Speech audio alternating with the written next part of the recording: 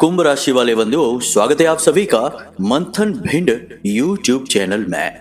बंधुओं, आने वाली मकर संक्रांति आपके जीवन में एक बहुत बड़ी क्रांति लेकर आने वाली है।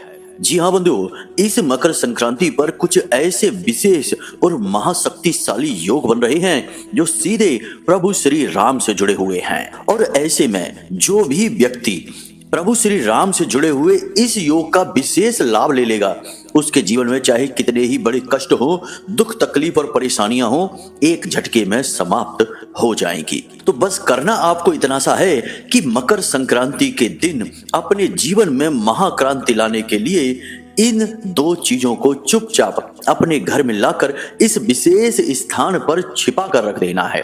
जी हाँ बंधुओं, एक चीज को मिट्टी में दबाना है और दूसरी चीज को कपड़े में लपेटकर एक विशेष नियम और विधान के साथ छिपा कर इस विशेष स्थान पर रख देना है।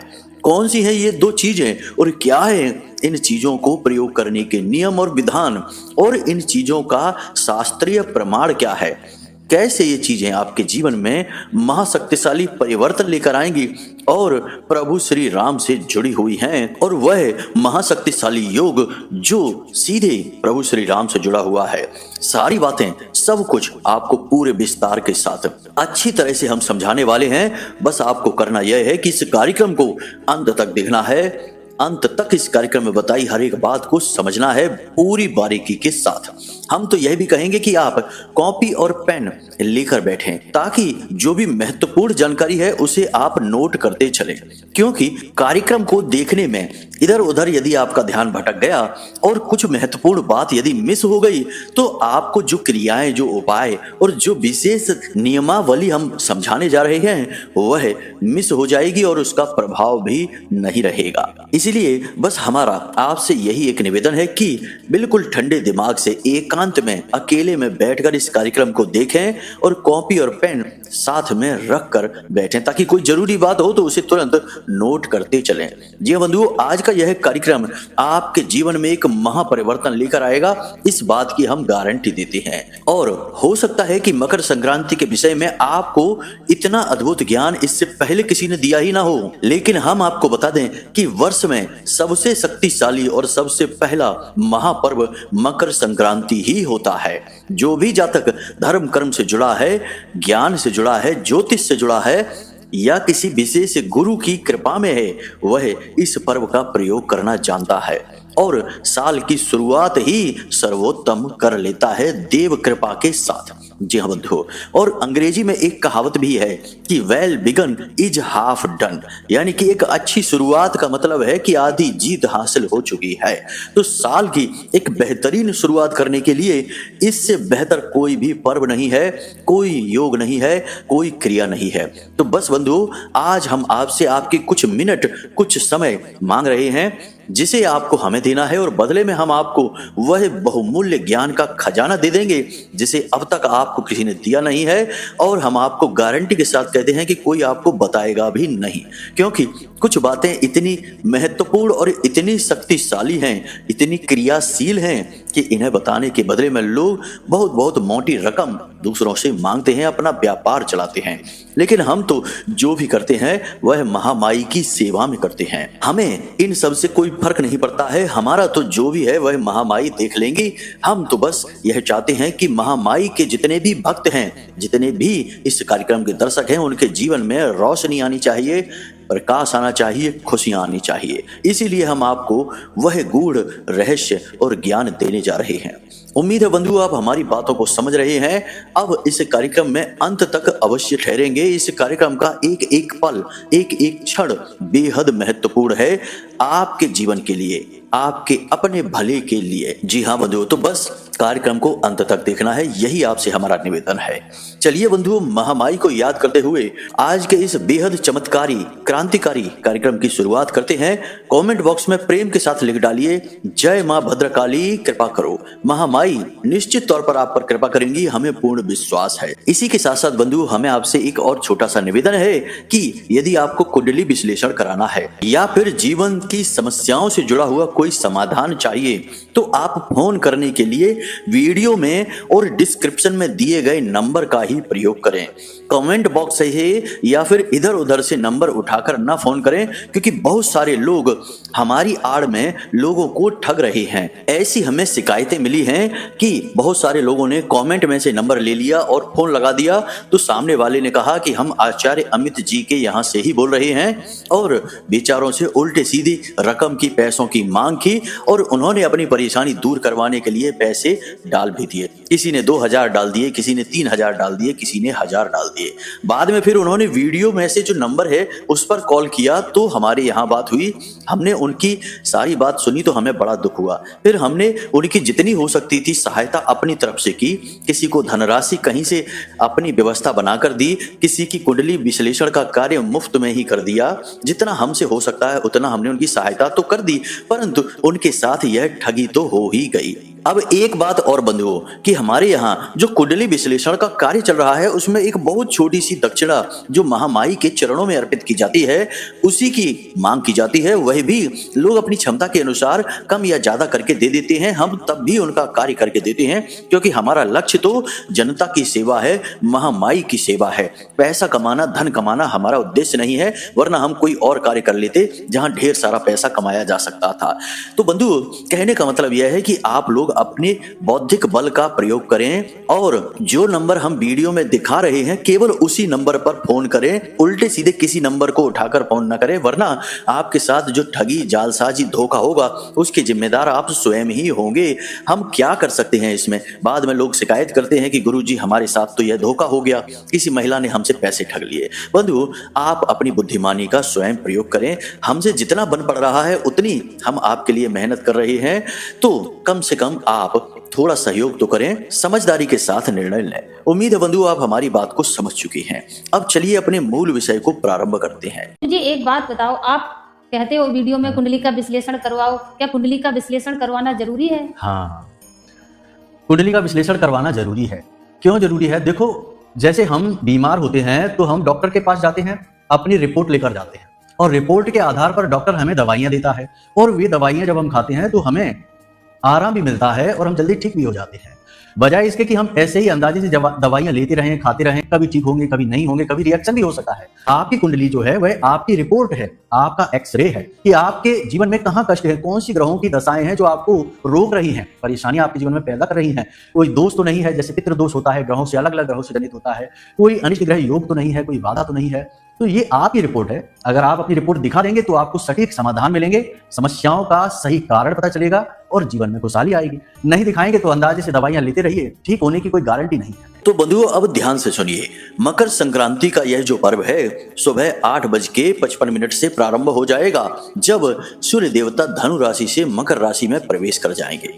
सूर्य देवता का राशि परिवर्तन ही संक्रांति कहा जाता है। अब चूंकि यह सूर्य का परिवर्तन जो है वह मकर राशि में होगा, तो इसे मकर संक्रांति कहा जाता है। मकर संक्रांति इतनी महत्वपूर्ण क्यों होती है? तो बंधुओं, इसके महत्वपूर्ण होने के पीछे 2-3 कारण हैं। पहला तो यह है कि यह वर्ष का पहला राशि परिवर्तन है सूर्य देवता का, और सूर्य देवता ग्रहों के राजा हैं और जीवनीय ऊर्जा के, प्रकाश के, रोशनी के, अग्नि के प्रतीक होते हैं। इसलिए इनका राशि परिवर्तन सबसे महत्वपूर्ण माना जाता है। अब यह महत्वपूर्ण क्यों माना जाता है इसे एक नजर से और समझते हैं बंधुओं, फिर आपको सारी बात समझ में आ जाएगी। यह तो आप जानते ही हैं कि सूर्य देवता और शनिदेव पिता पुत्र का रिश्ता रखते हैं, यानी कि सूर्य देवता पिता हैं और शनिदेव उनके पुत्र हैं। हालांकि दोनों के बीच बनती तो नहीं है, परंतु रिश्ता तो है ही। अब ऐसा माना जाता है कि मकर राशि शनिदेव की स्वयं की राशि है, दोनों तरह से स्वयं की है, यानी कि मकर राशि के जो भाव स्वामी हैं वे भी शनिदेव हैं और कारक जो ग्रह हैं वे भी शनिदेव ही हैं। इस लिहाज से मकर राशि पूर्ण रूप से शनिदेव की राशि ही मानी जाती है। इस पर पूरा कब्जा शनिदेव का होता है। अब ऐसे में जब इस राशि में सूर्य देवता का प्रवेश होता है तो ऐसा माना जाता है कि एक पिता अपने पुत्र के यहाँ मेहमान बनकर आते हैं। तो ऐसे में जब कोई मेहमान बनकर हमारे घर आता है तो वह भले ही हमारा शत्रु ही क्यों ना हो, हमारी उससे बुराई ही क्यों ना होती हो, तब भी हम उसका मान सम्मान तो करते ही हैं। यानी कि अतिथि देवो भव की जो पद्धति है वह पद्धति यह कहती है कि चाहे कोई शत्रु भी हमारे घर में क्यों ना आ जाए, उसका मान सम्मान करना चाहिए। इसी लिहाज से शनिदेव अपने पिता सूर्य देवता का बहुत मान सम्मान करते हैं इस राशि में।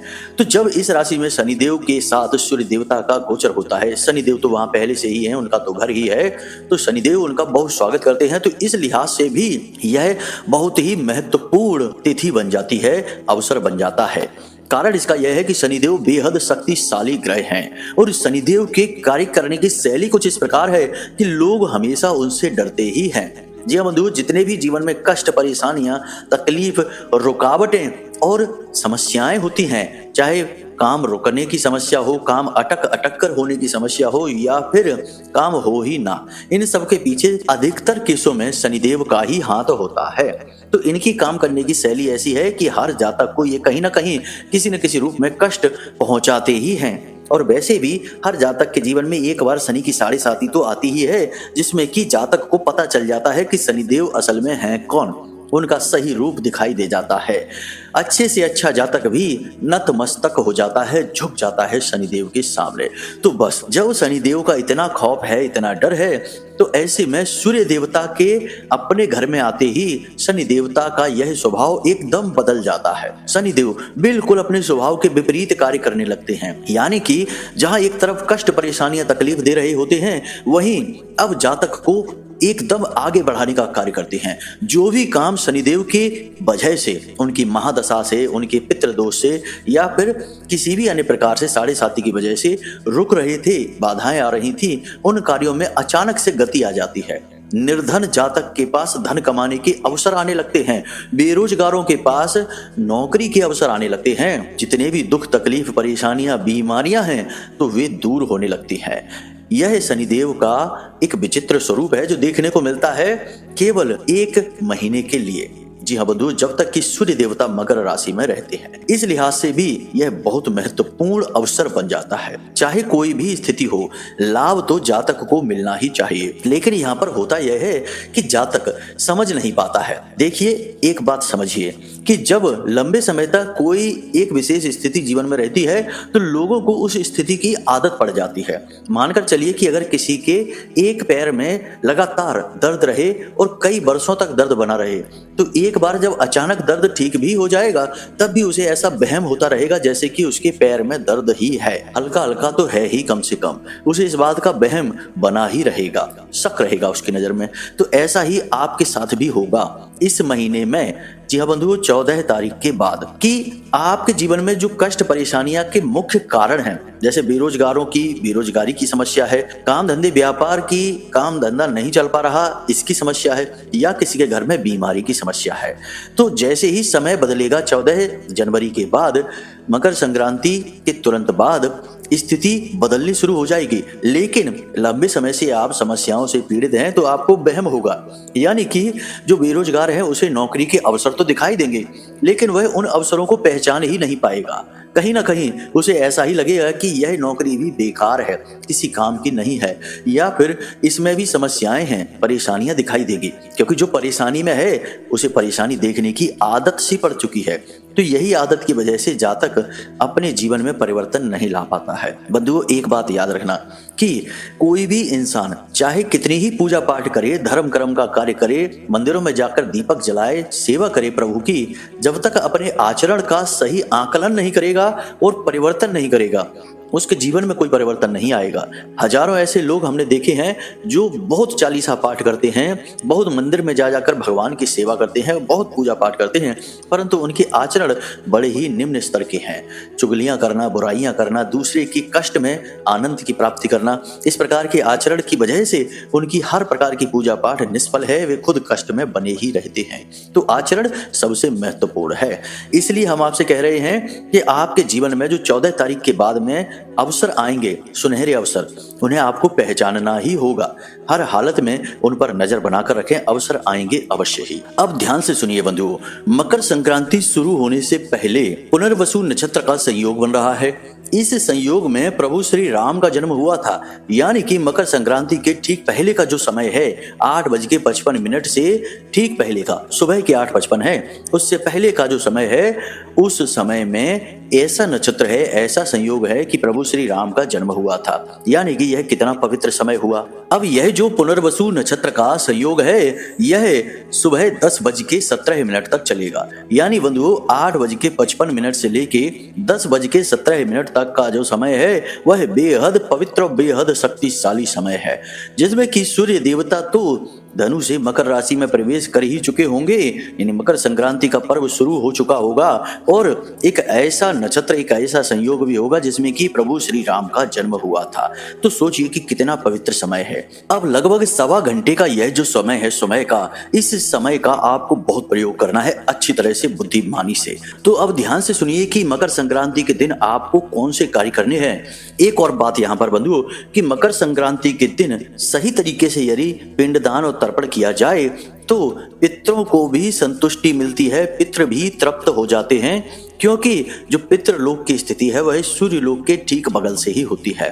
सूर्य देवता से पितरों का बहुत बड़ा संबंध होता है। जैसे कि 15 दिनों के पितृपक्ष में जब पितृ देवता धरती लोक पर आते हैं तो ऐसा माना जाता है, शास्त्रों में लिखा है कि सूर्य देवता की किरणों पर सवार होकर ही पितृ देवता की ऊर्जा इस धरती लोक तक पहुंचती है। तो सूर्य देव से भी पितृ का, यानी पितृ देवताओं का सीधा संबंध होता है।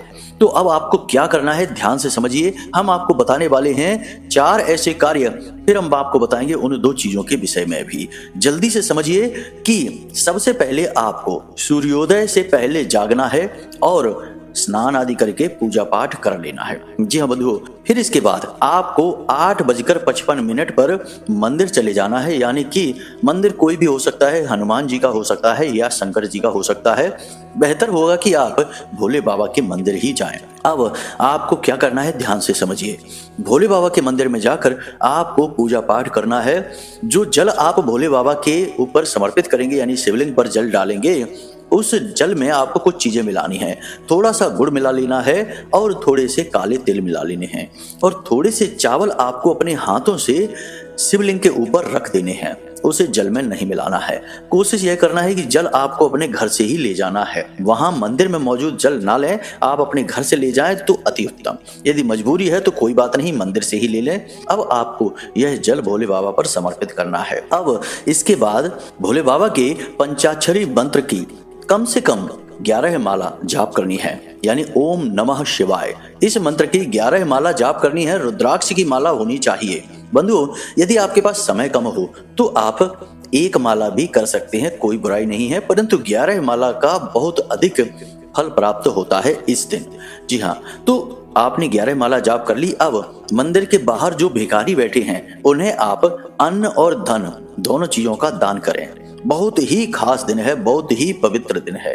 तो आप कुछ ज्यादा नहीं, थोड़े समोसे ले सकते हैं, किसी भी प्रकार का अन्न ले सकते हैं, या फिर कोई फल भी ले सकते हैं। अन्न करेंगे तो ज्यादा बेहतर होगा, क्योंकि अन्न दान का बहुत अधिक महत्व होता है। तो आप थोड़े समोसे ले सकते हैं, या कुछ भी जो आपकी सुविधा हो, क्षमता हो, ऐसे ले सकते हैं। और 5, 7, 10 जितने भी भिखारी वहां हैं उन्हें आप दे सकते हैं। साथ में एक 10-10 रुपए का नोट भी दे दें। बस इतना सा आपको करना है। थोड़ा खर्चा आपका अवश्य होगा, परंतु इससे दिव्य शक्तियां बेहद प्रसन्न होंगी। खास तौर से भगवान श्री हरि विष्णु और भोले बाबा दोनों का ही संबंध सूर्य देवता से और पितृदेव से है। दोनों बहुत अधिक प्रसन्न होंगे। यह एक कार्य आपको करना है, बेहद महत्वपूर्ण कार्य है। दूसरा कार्य आपको यह करना है कि गाय को हरी हरी घास अवश्य खिलानी है, और गाय को रोटी भी खिलानी है। गाय का संबंध पितृ देवताओं से माना जाता है। गाय, कुत्ता, कौआ, हाथी, बरगद का वृक्ष, इनका संबंध पितृ देवताओं से माना जाता है। साथ ही साथ गाय का कई अन्य ग्रहों से भी संबंध है, लेकिन मूल संबंध बृहस्पति से माना जाता है। तो आपको गाय को एक रोटी भी खिलानी है, और उस रोटी में आपको घी लगा देना है और थोड़ा सा हल्दी, जी हाँ बंधुओं, थोड़ी सी जरा सी हल्दी उसमें लगा देनी है और यह रोटी आप गाय को खिला दें। यानी कि गाय को आपको 2 चीजें खिलानी है। यदि घास नहीं खिला सकते तो कोई बात नहीं, रोटी तो आप खिला ही सकते हैं। इसी के साथ साथ बंधुओं 2 कार्य आपको और करने हैं, ये बेहद महत्वपूर्ण कार्य हैं। ये दोनों कार्य सूर्य देवता से और शनि देव से जुड़े हुए हैं। तो आपको दिन के समय बाजार जाना है और वहां से तांबे का एक सूर्य यंत्र लेकर आना है। सूर्य यंत्र को पवित्र करने के बाद, शुद्ध करने के बाद, इसका पूजा पाठ करने के बाद विधि विधान के साथ इसे अपने घर में पूर्व दिशा में टांग देना है। जी हाँ बंधुओं, इसे दीवार पर लगाना है, पूर्व दिशा की ओर लगाना है। सूर्य यंत्र आपके घर में हर हालत में होना ही चाहिए। यह सूर्य देवता का प्रतीक है, सकारात्मकता का प्रतीक है और आपके घर से हर प्रकार की नकारात्मकता को भगाने का कार्य करेगा। आप चाहें तो इस सूर्य यंत्र को अपने पूजा घर में भी लगा सकते हैं, वह भी पूर्वी दीवार पर, या फिर आप चाहें तो इसे अलमारी में रख सकते हैं। परंतु एक चीज का ध्यान रखें कि इसे आप पूर्वी दीवार पर रखें। इस यंत्र की पीठ पूर्व दिशा की ओर होना चाहिए और इसका मुख पश्चिम दिशा की ओर होना चाहिए। बंधुओं, जो भी व्यक्ति सूर्य यंत्र को अपने पूजा घर में रखता है और इसका प्रतिदिन पूजा पाठ करता है, उस व्यक्ति के जीवन से किसी भी प्रकार की नकारात्मक ऊर्जा हो दूर भाग जाती है। दूसरा कि सूर्य देवता की विशेष कृपा प्राप्त होती है और सूर्य देवता तो ग्रहों के राजा हैं। जब राजा की ही कृपा मिल गई तो प्रजा की कृपा कैसे नहीं मिलेगी। यानी हर ग्रह की पीड़ा शांत होती है, कम होती है, विशेष तौर पर शनि देव की पीड़ा। तो यह कार्य आप अवश्य कर लें। एक और महत्वपूर्ण कार्य है कि आपको यह कार्य रात के समय करना है। जरा इसे ध्यान से समझिए। 8 मुट्ठी उड़द की दाल लेनी है, काले कपड़े में इसे रख लेना है, कपड़ा कोरा होना चाहिए और इसकी पोटली बनाने के लिए भी आप काले रंग का धागा ही लेंगे। इसी के साथ साथ आपको एक शीशी में सरसों का तेल लेना है और इस उड़द की दाल के अंदर आप एक लोहे का छल्ला रख देंगे, डाल देंगे। यह शनिदेव का दान है। इस दान को करने वाले से शनिदेव हमेशा प्रसन्न रहते हैं। तो मकर संक्रांति से ज्यादा बेहतर दिन इसके लिए हो ही नहीं सकता है। लेकिन इस दान का महत्व केवल रात्रि के समय होता है, यानी कि सूर्यास्त के बाद। तो आपको सूर्यास्त होने के बाद किसी हनुमान जी के मंदिर में या फिर शिव मंदिर में चले जाना है और वहां पर इस दान को कर आना है। अब आप चाहें तो लोहे की कील भी डाल सकते हैं उस दाल के अंदर, लेकिन कील डालना ठीक नहीं है। आप लोहे का एक छल्ला डालें जो कि राहु का प्रतीक है, राहु की नकारात्मकता को हटाता है। इसी के साथ साथ बंधुओं, कुत्तों को भी आप भोजन अवश्य कराएं, लेकिन यह भोजन भी रात्रि के समय होना चाहिए। आप बिस्किट खिला सकते हैं या रोटी बनाकर खिला सकते हैं। यदि घी से चिपड़ कर रोटी आपने कुत्ते को खिला दी तो पितरों का कैसा भी दोष हो, कितनी भी नकारात्मक ऊर्जा हो पितरों की आपके ऊपर, वह शांत हो जाती है। बस याद रखना कि कुत्ते को भोजन कराते समय आपका मुख दक्षिण दिशा की ओर होना चाहिए और आपको मन ही मन यह कहना है कि यम के साथ घूमने वाले 2 कुत्ते श्याम और सबल को मैं भोजन करा रहा हूँ। यम के साथ घूमने वाले 2 कुत्ते श्याम और सबल को मैं भोजन करा रहा हूँ। इस तरह आपको दक्षिण दिशा की ओर मुख करके कुत्तों को यह भोजन करा देना है। इस बात का ध्यान रखना है कि जो रोटी या जो भी कुछ आप कुत्ते को खिला रहे हैं उसे वह कुत्ता खा अवश्य ले। और शनिदेव का दान तो आप कर ही देंगे, उड़द की दाल वाला हमने आपको बता दिया है। आप मंदिर में जब इसे दान करें तो मंदिर प्रशासन में जो भी आपसे ले, जैसे पुजारी सामग्री ले रहे हैं, तो उन्हें बता देना कि इसमें लोहे का एक छल्ला पड़ा हुआ है, उसे आप निकाल लेना। वरना दाल उन्होंने बनाई और उसमें कहीं छल्ला निकल आया तो वो सोचेंगे कि कहीं कोई तांत्रिक प्रयोग तो नहीं कर दिया आपने, डर सकते हैं। तो इसलिए उन्हें बता देना कि यह राहु का प्रतीक है, शनिदेव का दान है।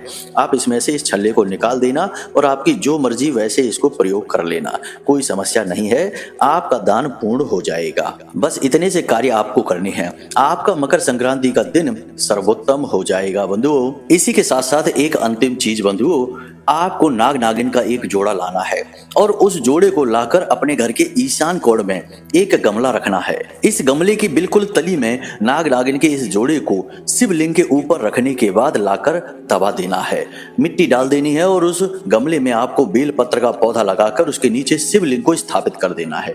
हम इस क्रिया के विषय में अपने पिछले कुछ वीडियो में आपको बता चुके हैं। यदि आपने इस क्रिया को कर रखा है तो अति उत्तम है, नहीं कर रखा है तो अब आप इसे कर लें। इसकी पूर्ण विधि यदि आप जानना चाहते हैं तो इंतजार करें, हम अपने अगले कार्यक्रम में आपको बता देंगे। आप कमेंट करके पूछ लेना हम आपको अगले कार्यक्रम में इसकी पूर्ण विधि बता देंगे। तो इतने से कार्य आपको करने हैं और आप देखेंगे कि कैसे मकर संक्रांति के बाद आपका दिन, आपका अवसर, आपके समय सब कुछ बदल जाएगा। बंधुओं, सबसे महत्वपूर्ण बात बंधुओं कि आपको अपने स्व विवेक का हमेशा प्रयोग करना है। जो भी आसपास आपके मौके हैं, चीजें हैं, अवसर हैं, उनका प्रयोग करना सीखना है और योग, प्राणायाम, आध्यात्म से जुड़ना है, अपनी सेहत का ख्याल रखना है और इन सब से कहीं बढ़कर कि धर्म से जुड़ना है। भगवान की विशेष साधनाएं अवश्य करनी है। अनुष्ठान और साधनाएं करने से भगवान की विशेष कृपा प्राप्त होती है। साधारण कर्म कांड, पूजा पाठ से तो ठीक ठाक से ही परिणाम रहते हैं, लेकिन विशेष इच्छाएं, मनोकामनाएं पूरी तब होती हैं जब लोग साधना करते हैं। और साधना कोई तप नहीं है, यह गृहस्थ लोगों के लिए, सांसारिक लोगों के लिए बनी हुई विधि है। तो यदि आप किसी विशेष देवता की साधना के बारे में जानना चाहते हैं, जैसे कि आप हनुमान जी की कोई साधना करना चाहते हैं, भोले बाबा की करना चाहते हैं, तो आप हमें कमेंट करके बताएं या फिर वीडियो में दिए गए नंबर पर फोन करके या फिर व्हाट्सएप मैसेज करके पूछें। हम अपने अगले कार्यक्रम में उन साधनाओं के विषय में आपको विस्तार से ज्ञान दे देंगे। तो चलिए बंधुओं, आज के इस कार्यक्रम को यही समाप्त करते हैं। उम्मीद करते हैं कि जो बातें हमने आपको बताई हैं वे आपको अच्छी तरह से समझ में आ गई हैं। इन बातों का प्रयोग करिए और जीवन को बदल डालिए। और फोन करने के लिए केवल वीडियो में दिए गए नंबर का प्रयोग करें। इधर उधर के किसी भी नंबर को आप डायल ना करें, वह धोखा हो सकता है। कुंडली विश्लेषण यदि कराना है तो वीडियो में दिए गए नंबर पर फोन करके अपनी डिटेल दे दें। बिल्कुल छोटी सी दक्षिणा के साथ आपका श्रेष्ठतम कुंडली आकलन हम स्वयं करके देंगे। जी हाँ बंधुओं, इसी के साथ साथ आज के इस कार्यक्रम को यहीं पर समाप्त करते हैं। हमेशा हंसते रहिए, मुस्कुराते रहिए, सकारात्मक रहिए और महामाई जगत माई पर अपनी आस्था और विश्वास बनाकर रखिए, क्योंकि आपका उद्धार, आपका कल्याण तो वहीं से होना है। तो प्रेम से बोलिए जय माई की, जय मां भद्रकाली। महामाई आपका कल्याण करेंगी। धन्यवाद।